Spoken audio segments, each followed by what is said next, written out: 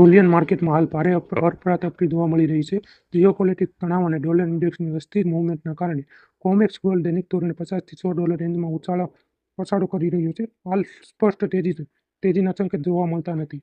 Fed દ્વારા વ્યાજ દરમાં કોઈ ફેરફાર ન કરવામાં આવતા તેમજ ઊંચા ભાવ પર હેજ ફંડ્સ અને એફટીએફ રોકાણકારો દ્વારા સમયાંતરે પ્રોફિટ બુકિંગ થતાં બજારમાં દબાણ જોવા મળી રહ્યું છે.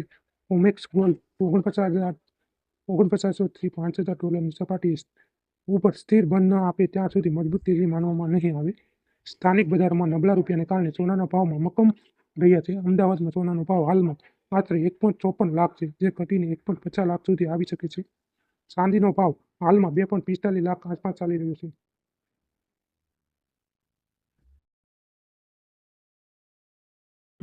વૈશ્વિક મેટલ્સ માર્કેટના ભાવ. વૈશ્વિક સ્તરે મેટલ માર્કેટમાં મજબૂતી જોવા મળી રહી છે.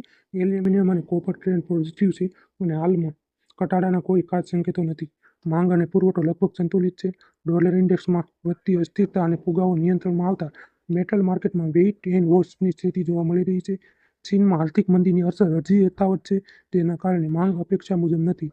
તેમ છતાં વૈશ્વિક સપ્લાય અને શોર્ટને કારણે મેટલ્સમાં મજબૂતી ટકી રહી છે. હાલમાં ભાવોમાં મોટો ઘટાડો થવાની શક્યતા ઓછી છે અને આગળ ટ્રેન્ડનું મુખ્યત્વે સપ્લાય અને વૈશ્વિક માંગ પર આધારિત રહેશે.